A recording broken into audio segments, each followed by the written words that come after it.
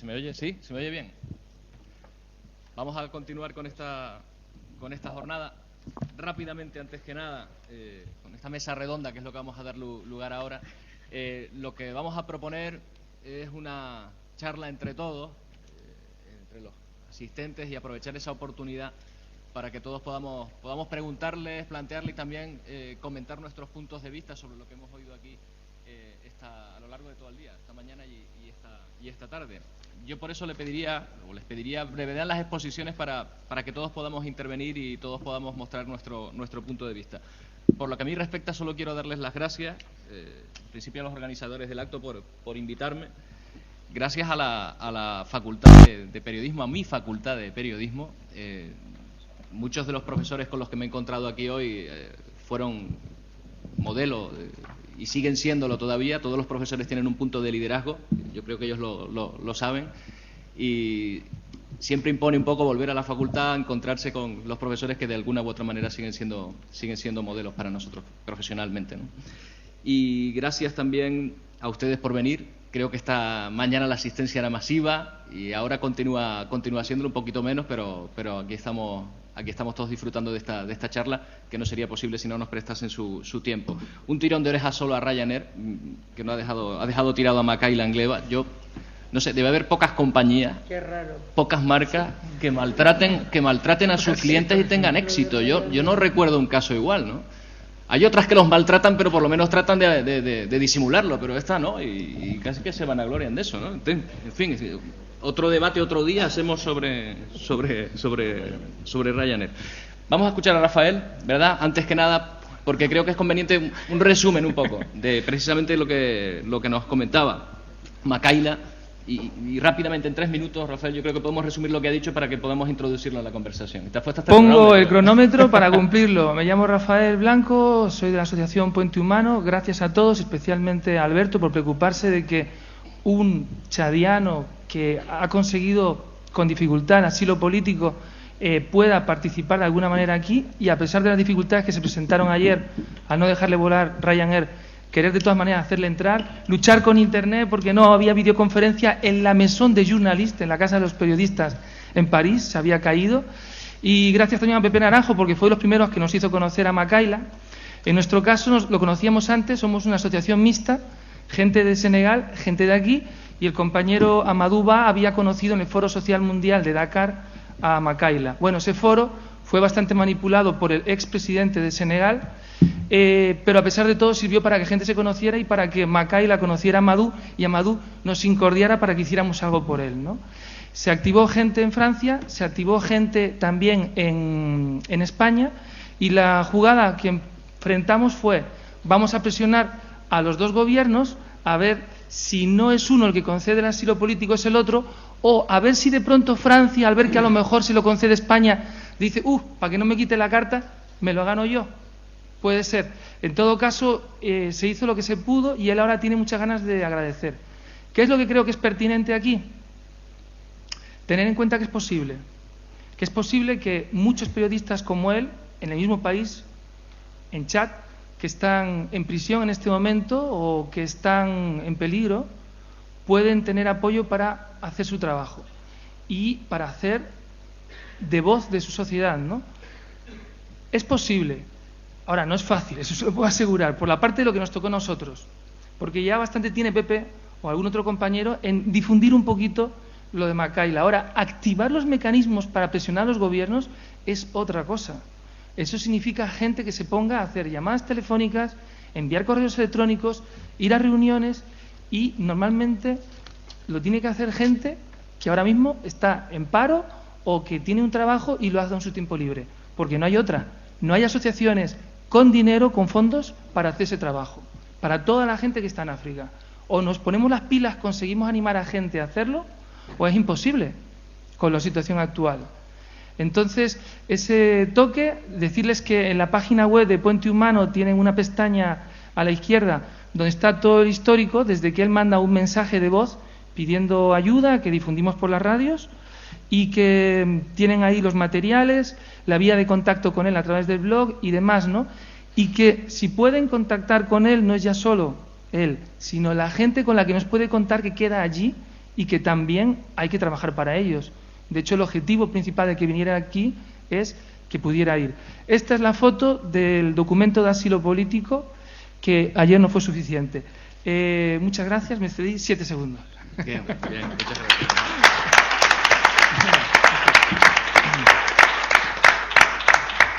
Bueno, enseguida vamos a plantear algunas preguntas. Hay un problema, y es que no he podido asistir yo a toda la jornada, hubiese gustado, pero no ha podido ser, o sea que a lo mejor algunas de las cuestiones que pongo sobre la mesa se han planteado ya esta mañana. Si es así, me lo dicen y pasamos a otra, que tengo un buen puñado de cuestiones, aparte de las que ustedes ya quieren trasladar. Una reflexión primera, yo creo que ahí coincidimos todos, no sé si esta mañana se dijo, África parece como un concepto tan amplio, ¿no?, como para tratar de adaptarlo a una realidad tan simple, que quizá ahí hay un problema a la hora de definir conceptos, ¿no? Querer encerrar en África todas las realidades y todas las diversidades que hay. Es casi como querer decir que América equivale tanto el señor que vive en Texas en un rancho como el que vive en Cartagena de Indias, qué sé yo. Al final son realidades tan distintas y tan diferentes que quizá ahí hay un problema. Una pregunta que a lo largo de la tarde me tienen que contestar, teniente coronel. ¿Existe una unidad de operaciones psicológicas? ¿Existe algo parecido? Yo es que desde que veo Homeland sé que los americanos nos espían, me lo creo todo. Pero leí ahí en el vídeo de Rosa María que nos puso que había una unidad de operaciones psicológicas y me ha dado por temblar, ¿no? Pero bueno, hay una cuestión que se estaba comentando. Yo creo que es importante huir de los tópicos. El periodista quiere contarlo todo y el ejército ocultarlo. Ese es un tópico. Y yo me planteo si eso es así, si ustedes tienen ese tipo de cuestiones, o con quién discute más un corresponsal. Con su editor, que quiere dar su versión de la noticia, la versión oficial o lo que se quiera dar dentro de la empresa informativa para la que trabajan, o con los militares con los que a veces tienen que trabajar, ya que estamos todos aquí. Y les traslado al principio esa pregunta y luego pasamos a quien ha pedido la palabra. Bueno, no, en fin, ahora desde luego se discute más con la redacción, bastante más, pese a que yo siempre digo que realmente no puedo quejarme de Televisión Española, en fin, la redacción y los directores de la sección de internacional que he tenido, porque, bueno, siempre me han respetado, nunca me han hecho hacer algo que no quisiera hacer, pero sí es verdad que temas que he planteado pues no se han hecho, ¿no? Y entonces en los últimos tiempos pues cada vez digamos que la forma era la selección de noticias, es decir, que la censura o el control de la información no es tanto lo de hay que decir, en fin, esto sobre esto, sino que de esto se habla o de esto no se habla, es decir, quién decide la agenda de aquello que hablamos y de aquello de lo que no hablamos. Y entonces, ¿qué ocurre? Pues que nos damos cuenta simplemente con ver un telediario de cualquier televisión. O sea, no es un problema solo de aquí, es un problema general. Lo que pasa es que luego cada país tiene sus peculiaridades, ¿no? Pero en general, pues si vemos lo que se está dando, pues te preguntas si eso es lo más importante que ha pasado en el mundo y que el ciudadano debe saber, o sea, para formarse una opinión cabal, sustentada, en fin, en hechos, argumentados, etcétera, que le van a permitir crearse una opinión, esa opinión que va a conformar la opinión pública de la que hablaba el teniente coronel Nantes, que luego tomará decisiones que le afectan a él y a todos. Por tanto, pues no, la respuesta es no. O sea, quiere decir que no tenemos todos los elementos que necesitamos para tomar decisiones sobre temas que nos afectan muchísimo. Si no tenemos todos los elementos, podemos claramente equivocarnos. No tenemos los elementos, ¿por qué? Bueno, pues puede haber mil causas, pues desde ignorancia, error, o sea, tal, y desde luego también, o sea, una intencionalidad de que realmente no tengamos esos elementos. O sea que la selección de noticias, es decir, de qué hablamos y de qué no hablamos, es la discusión principal. Que luego te dicen a veces eso de que esto es muy aburrido. Dices, bueno, vale, pero es que la información no tiene que ser divertida, o sea, tiene que ser importante. Otra cosa es que se tenga que presentar de forma atractiva, asequible, etcétera. De acuerdo, ¿no? Pero la selección de si hablamos o no hablamos es en función de la importancia, ¿no? Y ahí, por ejemplo, recomiendo bueno, foros y que realmente están tratando de poner sobre la mesa esos grandes temas de los que no se habla nunca y de los que deberíamos hablar.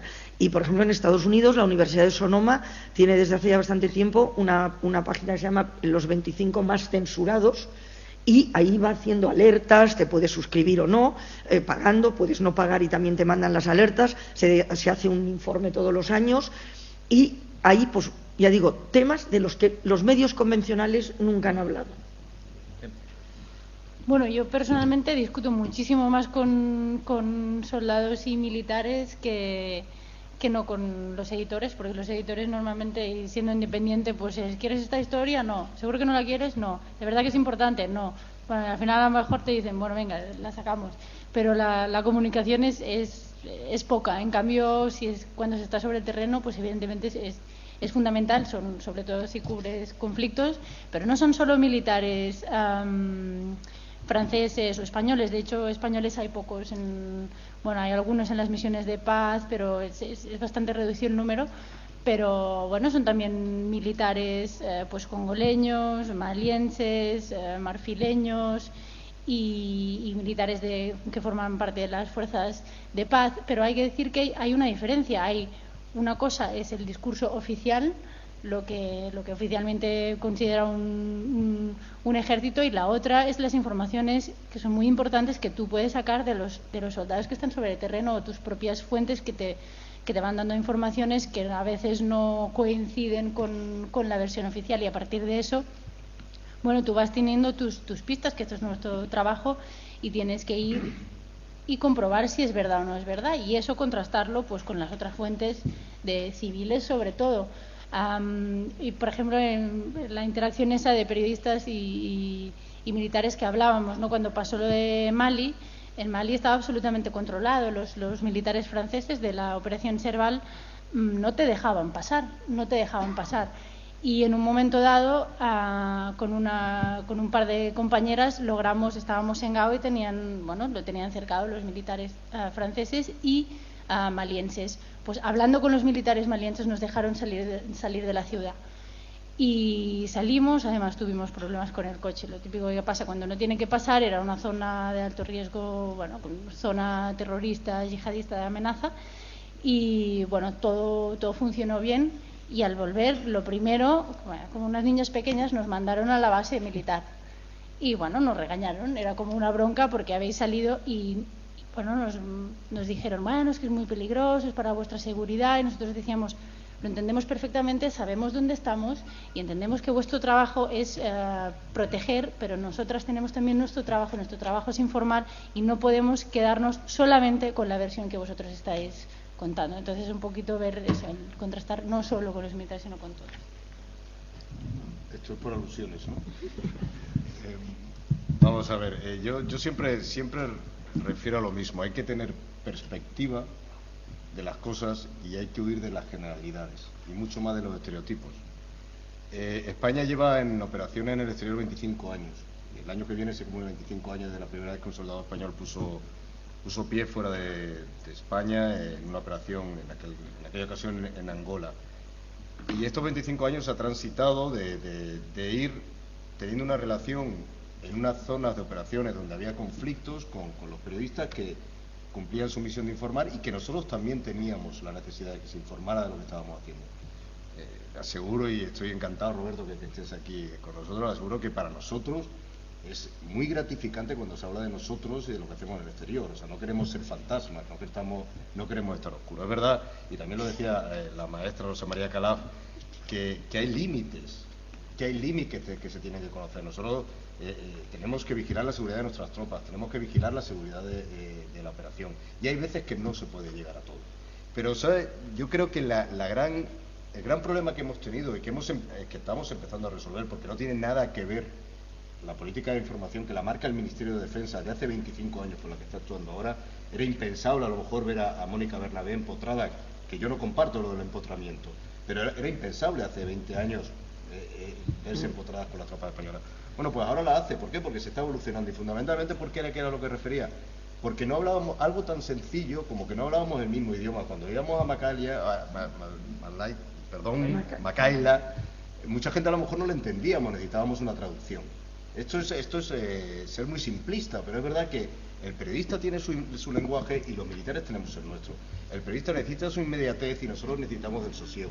El periodista sabe que lo que va a informar a la opinión pública es importante, nosotros también sabemos que lo es, pero nosotros sabemos que nuestra información puede tener unas consecuencias que van mucho más allá de transmitir la información a la opinión pública. Y todo eso nosotros lo tenemos que que poner en la olla y cocinar e intentar cumplir, porque para nosotros, reitero, es fundamental que en justa medida se hable de lo que hacemos, porque somos unos servidores de España y de los españoles, y cuando estamos fuera estamos trabajando por la paz, de fuera y por la de dentro. Y hay una cosa que voy a dar un cabo, dice, en Mali ahora mismo hay 110 soldados españoles. La operación EUTM Mali, que está lanzada por la Unión Europea, España y Francia están al igual, o sea, tenemos el mismo número de efectivos de España y Francia, y por tanto mi reconocimiento a los 110 que están formando al ejército de Mali. Quizá eso no ha interesado y no se ha contado, y nadie sabe que hay 110 soldados españoles. Bueno, pues yo aquí lo subrayo, porque además nos vamos a hacer más fuertes, porque el gobierno español tiene la intención de hacerse cada vez más fuerte en la resolución de los problemas del Sahel. Y termino. Yo estuve 6 meses de oficial de información pública en el Líbano, en la operación de Naciones Unidas, siendo oficial de información pública de Naciones Unidas y de España. Cuando terminé los 6 meses, se publicaron 200, no olvidaré nunca la cifra, y no la tengo aquí, pero puedo traer el libro, 273 noticias en las que yo, en cierto modo, generé, a través de una política de información bastante activa, la que me permitía Naciones Unidas, que era más restrictiva incluso que la española, bastante activa. En España solo se publicaron 6 noticias en esos 6 meses. Por tanto, vamos a ver si entre todos somos capaces de asumir nuestras responsabilidades. Porque siempre es muy fácil decir, estamos mirando al militar que no informa. Yo en 6 meses, solo 6 me compraron las noticias, solo 6 medios españoles, y solo Mónica García Prieto vino a verme e hizo un reportaje excelente sobre los tropas españoles. Vamos. Yo voy a ir muy rápido. Creo que puedo aportar un poco una visión desde el otro lado de esa pelea de redactores y editores, ¿no? A mí casi que me siento un comercial de buenas noticias de África, ¿no? Intento colocar entrevistas o temas de cosas positivas. Y claro, siempre gustan. El redactor siempre dice, qué chulo, ¿no? Puedo entrevistar a un tío que me hable de telefonía móvil en Kenia, un pam, pam, pam, y al cabo de un rato dice, mira, es que no lo ven, no me lo compran. Hay que pelear mucho. Esto cuesta un montón colar noticias africanas. Ahora, por ejemplo, antes, hace tiempo, en los telediarios, los temas africanos eran un breve en la sección de internacional, la imagen de unos tíos con Kalashnikovs y fuera, ¿no? Ahora, yo qué sé, Rosa María está haciendo temas de 3 minutos en el telediario de la noche, que, ostras, prime time, dan para contar, para hacer cosas de fondo.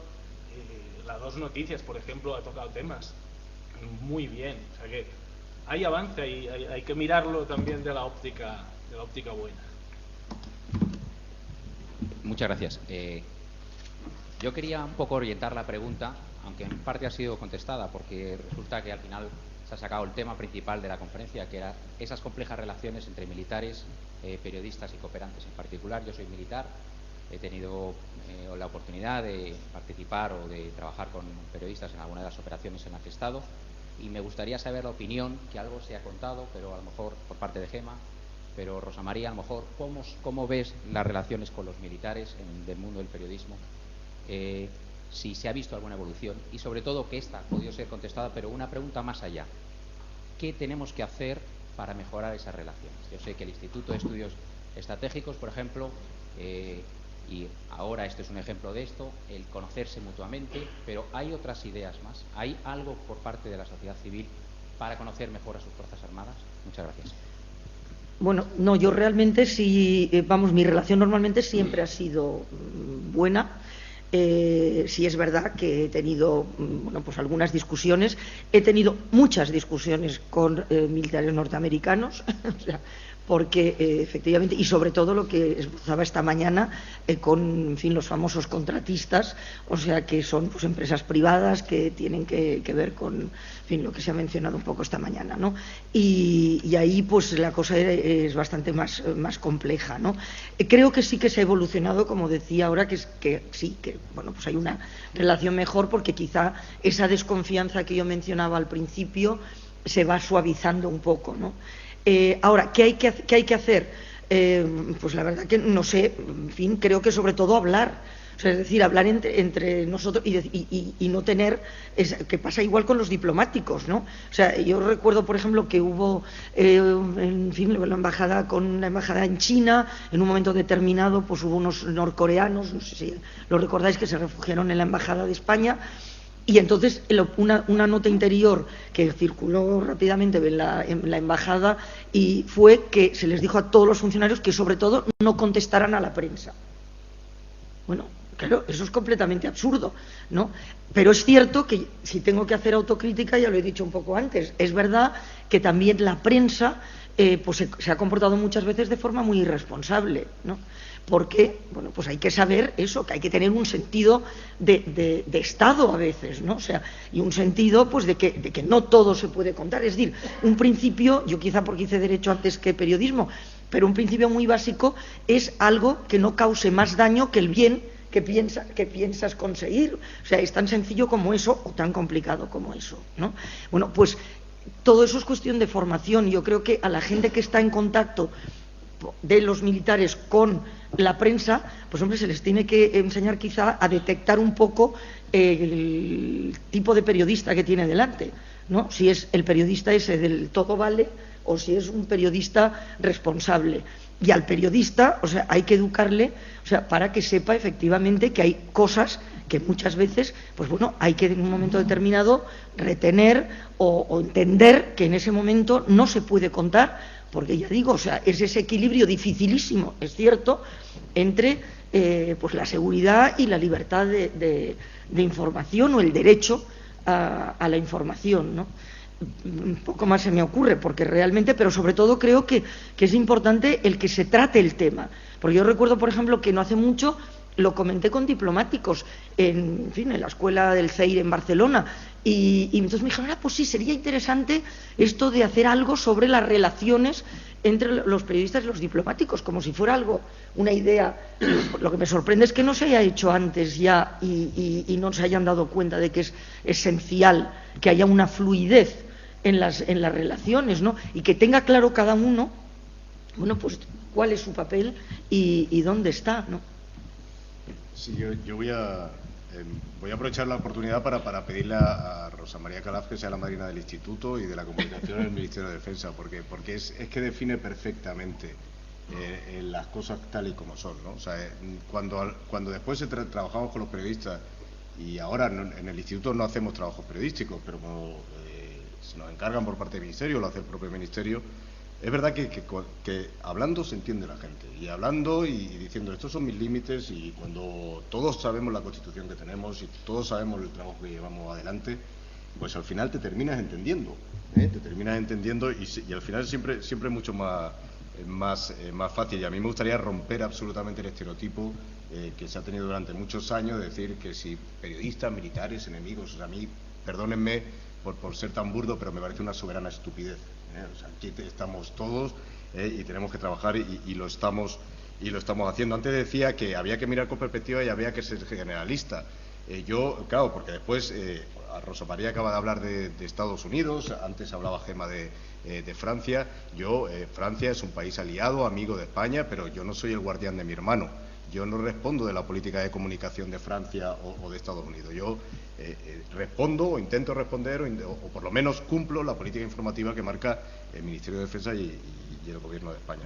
Pero bueno, yo creo que es bueno, ¿no? Que es bueno que todos rompamos estereotipos y que qué más cosas se han hecho, como decía el compañero, el teniente de la Armada. ¿Qué más cosas se han hecho? Pues seminarios como este estamos celebrando en estos 2 meses 99 seminarios en toda España.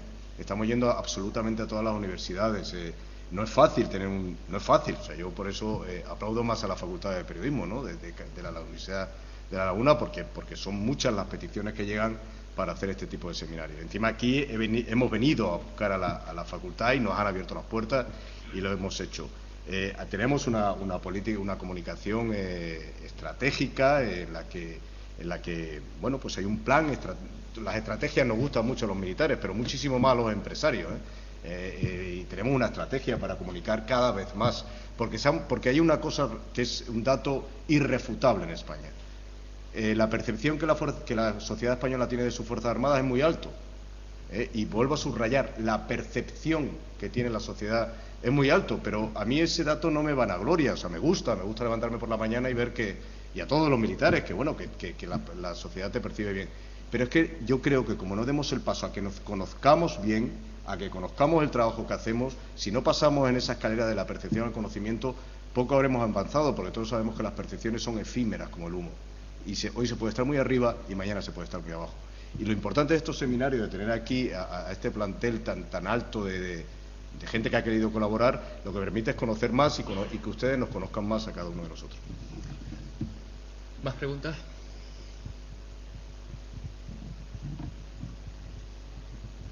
Hola. ¿Hola? Sí, se te oye. ¿Se me oye? Sin micrófono, ¿verdad? No, el ¿O micro, se me oye con soy micrófono? el micro. Sí, acércalo un ¿Ahora? poquito ya. Hola. Sí. Bueno, yo estaba escuchándoles un poco y se me venía a la cabeza la imagen de aquel cámara que murió en Irak, el Couso. compañero Couso. Y todos los años que han pasado y cómo ese asesinato ha seguido pues sin resolverse y ha permanecido el sufrimiento de la familia de este compañero periodista, ¿no? Y en ese sentido me pregunto, cuando se dan agresiones a periodistas en territorios de conflicto, ¿qué papel toma el ejército español en esos casos? Si hay una política activa de preocupación o de intentar resolver un poco qué pasa con esas agresiones o que cómo actúan, ¿no? Si los periodistas españoles en territorios de conflictos se consideran como gente de la que hay que preocuparse o simplemente están haciendo su trabajo y bueno, mueren y son secuestrados y quedan ahí un poco la cosa en el olvido. Bueno, el ejército español, la Fuerza Española, Armada Española, nunca han tenido un caso de estos. Nunca ha sido acusada de agredir a ningún periodista. Lo digo bien alto y bien claro, ¿no? Que si les protegemos, pues los que ellos piden.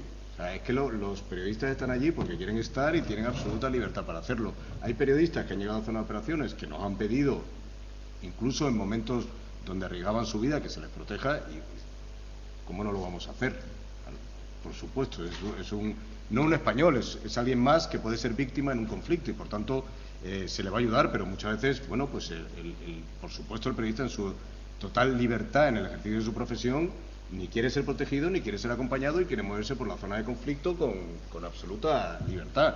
Pero no dude en que si alguien, un periodista español o de Senegal pide protección, se le va a dar, claro que se le va a dar. Sí, yo aquí lo que querría sí comentar es que a veces también ahora, cada vez más, parece como que haya una obligación de que te acompañen y te protejan y te organicen. Bueno, yo me quedé, sinceramente, es una opinión personal, ¿no? Pero me quedé escandalizada cuando leí, no estuve ahí, pero que en Haití, por ejemplo, en el terremoto, y ahora ya no hablamos de conflicto, pues el Ministerio, creo, de Exteriores envió unas personas para ayudar a los periodistas para que pudieran alojarse, para que pudieran comprar la comida, en fin, una serie de cosas que me dejó completamente alucinada, ¿no? Porque realmente, o sea, en fin, no sé, yo me he movido toda la vida dando vueltas por ahí y como yo, pues muchos compañeros, y realmente no esperas, es decir, esperas que te protejan en un momento de apuro pero desde luego no que te faciliten, o sea, y que te den comida y que te den agua y que te organicen la intendencia. O sea, es decir, porque me parece que ese esfuerzo y ese dinero, etcétera, pues, en fin, tendrá que dedicarse a otras cosas, sinceramente. O sea, que en todo caso eso te lo tendrá que proporcionar tu medio, ¿no? Pero no. Entonces, cada vez hay una cierta confusión en todo esto también, ¿no? De exigir, o sea, una serie de servicios, o sea, que realmente pues parece bastante absurdo, o sea, que en fin, que ya digo que tú los pidas, ¿no? Y por otra parte, pues es verdad que en cambio no siempre cuando necesitas pues te protegen. Yo tuve un caso, en 2 casos concretos, uno en Timor Oriental, la isla esta de Indonesia, que bueno, los que sois más jóvenes no lo recordaréis probablemente porque hace ya unos años, pero bueno, ocupada por Indonesia, isla de Indonesia, que nunca ha sido de Indonesia, es decir, lo ha sido porque fue ocupada, no porque lo fuera por derecho, ¿no? Y entonces, bueno, pues hubo ahí una serie de violencia y tal. Entonces, una ocasión, efectivamente, tuvimos que éramos perseguidos por grupo armado, etcétera. Estábamos el corresponsal Miguel Rovira de la agencia EFE y yo en un coche, y después por otra parte pues en fin, una periodista de France Press y una periodista de Reuters y otro periodista del Financial Times. Bueno, y al final tuvimos que refugiarnos en el complejo que había de Naciones Unidas, ¿no? O sea, bueno, pues ahí se nos dejó entrar, pero en cambio, por ejemplo, no se dejó entrar al conductor que llevaba el coche, porque era timorense, ¿no? Entonces, bueno, o sea, ese tipo de cosas se parecen francamente incomprensibles, ¿no? Y luego aparte se nos dejó entrar, pero después hubo una serie de problemas y al final, bueno, nos sacaron, etcétera. Pero fue muy complicado, o sea, que eso efectivamente no siempre está tan claro. Por otra parte, en otro momento también de Timor, o sea, en esto yo me rompí el brazo. Y entonces, bueno, pues en Timor, un país con 750.000 habitantes, no había ningún médico, ni había ningún centro. Lo único que había era los militares australianos bajo, bueno, cascos azules de Naciones Unidas, que era el cuerpo en ese momento que estaba, en fin, proporcionando allí la seguridad, ¿no? Y entonces me llevaron al hospital militar, pero como no era ni personal de Naciones Unidas ni militar, pues entonces me dijeron que no me podía. Hombre, si hubiera sido, me dijo, si de vida o muerte, pues evidentemente me hubieran atendido, pero un brazo roto no era de vida o muerte. Bueno, estuve con el brazo roto desde las 9 de la mañana hasta las 2 de la tarde, hasta que el que en aquel momento era el encargado, el director de la misión de Naciones Unidas, que era Vieira de Melo, que después fue asesinado en Afganistán, yo creo, en Irak, ahora no me acuerdo, pero bueno, eso dio la autorización para que me atendieran. Y entonces, efectivamente, me atendieron.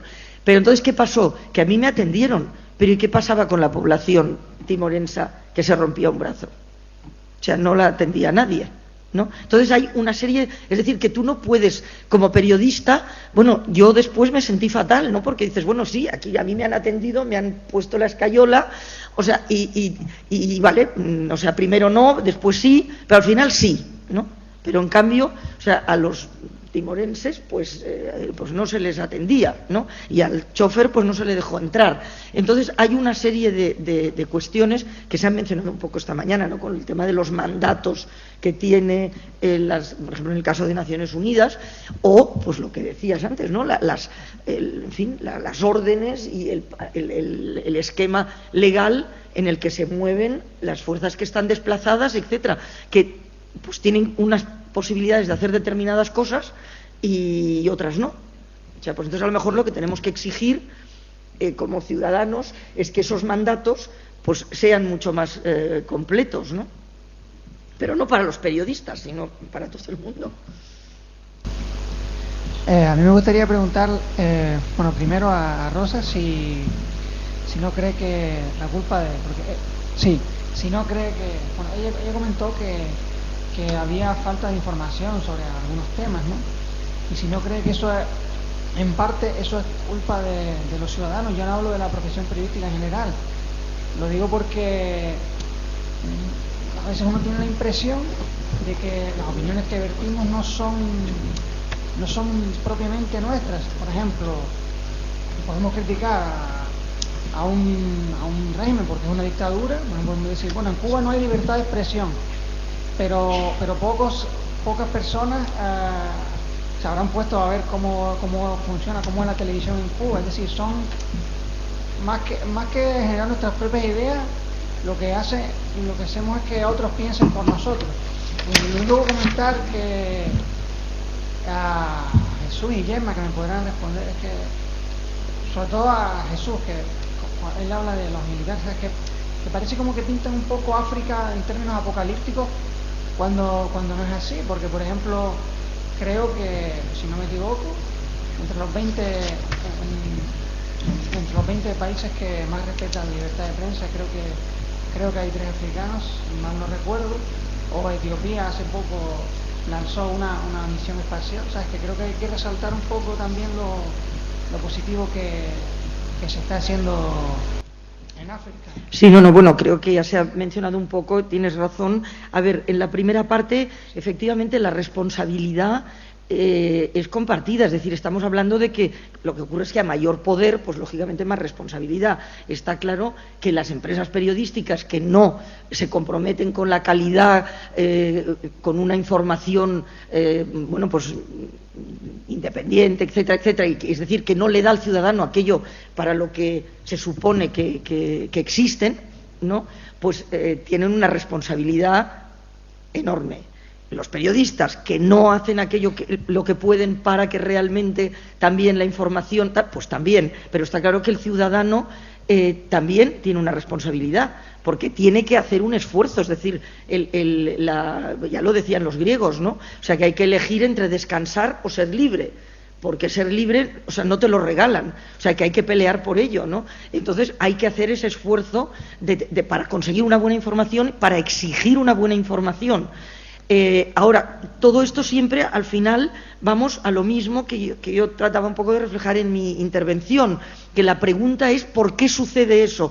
¿A quién beneficia que suceda eso? Eso también es algo que aprendes en la Facultad de Derecho, ¿no?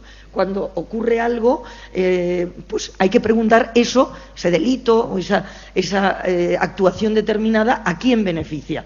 Bueno, pues está claro que si se está tratando de construir una sociedad, o sea, que no sea capaz de darse cuenta de que estar bien informada le conviene, ¿no? Pues será por algo, ¿no? Entonces se intenta construir una sociedad de consumidores, no una sociedad de ciudadanos, o sea, de personas que compren, no de ciudadanos que piensen.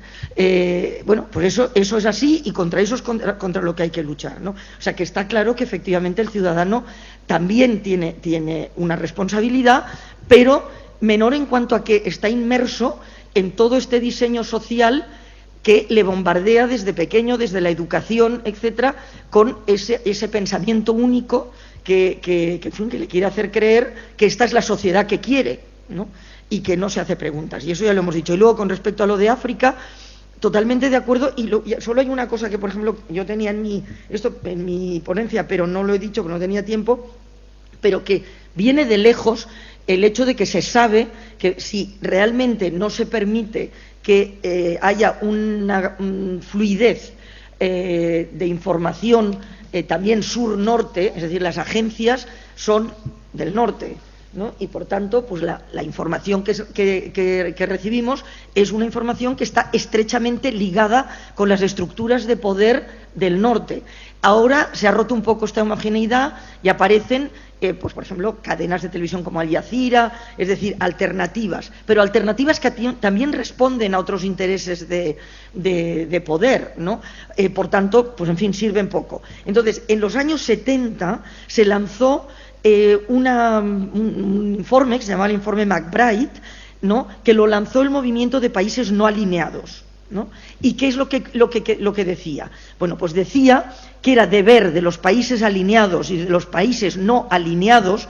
Esto tiene que ver con la Guerra Fría. Los que sois más jóvenes pues estáis menos, en fin, digamos que acostumbrados a esta terminología. Entonces, alineados, no alineados, y decían que es responsabilidad de ambos cambiar el grave desequilibrio informativo mundial y obtener la descolonización de la información, acabar con la concentración de grado extremo del poder comunicativo en manos, ¿no?, del norte, o sea, es decir, Estados Unidos por un lado, Europa Occidental por otra, y por supuesto en el otro bloque, pues en la Unión Soviética, etcétera. La UNESCO se hizo eco de este informe McBride y en el 80 hubo una comisión que estudió todos estos problemas de comunicación en el mundo, produjo este informe y entonces se propuso, ¿no?, cambios para redistribuir y para balancear los flujos de información entre países ricos y subdesarrollados. Es decir, que lo que tú estás diciendo y lo que hemos dicho todo el día aquí, ¿no?, que la información no vaya solo de arriba a abajo, sino que suba también y genere, o sea, entre en la agenda informativa directamente. Pero ¿qué pasó inmediatamente? Bueno, pues que hubo una fuerte oposición por parte de las organizaciones privadas de medios de comunicación y el proyecto se olvidó. La UNESCO empezó a cambiar su manera de referirse al tema, ¿no? Y entonces, bueno, pues hablaba, por ejemplo, se sustituyó lo que se llamaba el NOMIC, que es Nuevo Orden Mundial de la Información y la Comunicación, que era eso que se pedía, y entonces empezó a hablar de democratización de la comunicación, de la sociedad de la información, de la inclusión digital, es decir, eufemismos, ya estamos en lo que hablábamos antes, ¿no? Pero la realidad es que nunca se hizo esto, o sea que viene de lejos. A las 10:30 vamos a terminar, entonces vamos a contestar rápidamente esta pregunta que acabamos de realizar. Nicolás va a hacer otra intervención. Yo creo que todavía de aquí a 10 minutos que nos quedan no da tiempo. No, yo solamente una cosa, porque creo que ya lo hemos dicho. No hemos pretendido presentar una imagen apocalíptica de África. Creo que esta tarde hemos intentado mirar de otra forma a África. Yo creo que si nos pusiéramos, sobre todo los periodistas que están en el terreno jugándose muchas cosas, si pusieran en una lista todo lo que hemos sabido de la región desde que estalla este conflicto y que lo han podido contar, nos ha hecho muchísimo más conocedores de la situación de África, ¿no? Y como decía antes, pues ahora Mali pues avanza poco a poco, tiene muchos problemas, sigue habiendo terrorismo yihadista, sigue habiendo crimen organizado. Pero yo subrayo cuál es la labor del Casa de África, ¿no? O sea, hay espacio y mucho para hablar bien y positivamente de África, y porque lo dicen los datos, no solamente porque lo diga la situación de conflictividad. Nos da tiempo una última intervención, Nicolás. Sí, solo en referencia... No, sí, se oye. En referencia a lo que decía Rosa de Haití, es cierto que varios periodistas llegaron un poco pidiéndole a la Agencia Española de Cooperación y a la Unidad Militar de Emergencia, que fue la primera vez que se desplegó fuera de España en una emergencia, un poco a cobijo, asistencia, ¿no? ¿Esto cómo se contextualiza? Muchos periodistas fuimos en aviones enviados por la Agencia Española de Cooperación, aviones que había que enviar cargados de rescatadores, ayuda, iban vacíos, no iban los asientos ocupados, y es la Agencia Española de Cooperación la que contacta con los grandes medios para que se visibilice su labor, y los grandes medios encantados porque se ahorran un billete de avión a la República Dominicana para cruzar por tierra, cosa que dije ya por la mañana que con lo que estoy en contra. Sí, creo que los medios de comunicación tienen que financiarse la información ellos mismos, porque desde ese momento se empieza a perder independencia, por muy independientes que vayan. Entonces, enlazo con otra cosa y les explico un poco cómo fue aquella convivencia de las que decía Ross.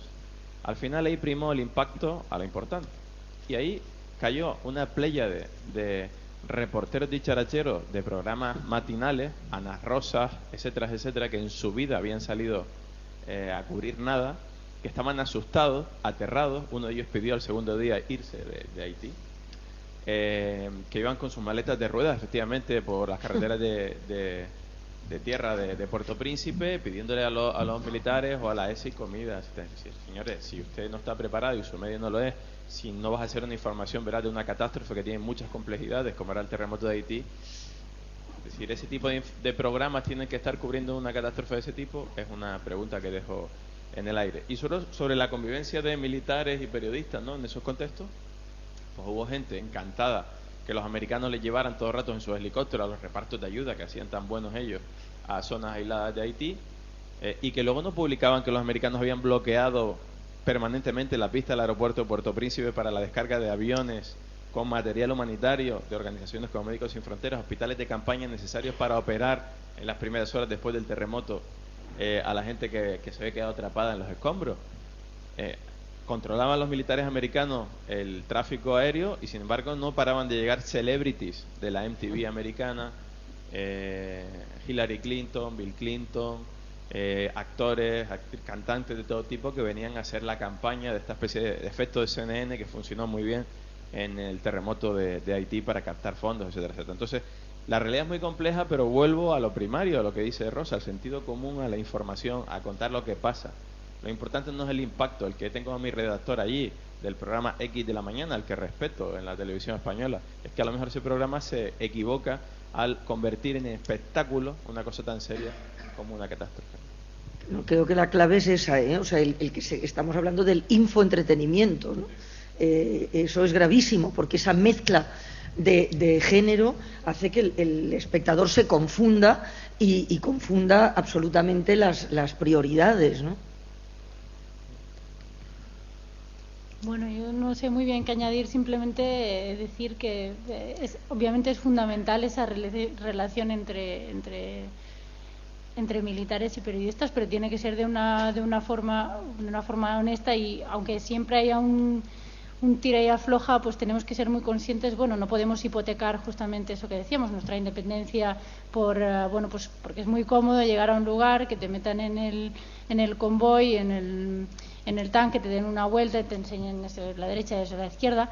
Eso en algunos lugares es la única manera de hacerlo, pero luego hay que buscar otras versiones, y sobre todo insisto muchísimo en las versiones que nos olvidamos muy a menudo, las versiones de los locales, sean periodistas locales, sean organizaciones locales, sean civiles, y que es lo que habitualmente queda fuera un poquito de la información africana, ¿no?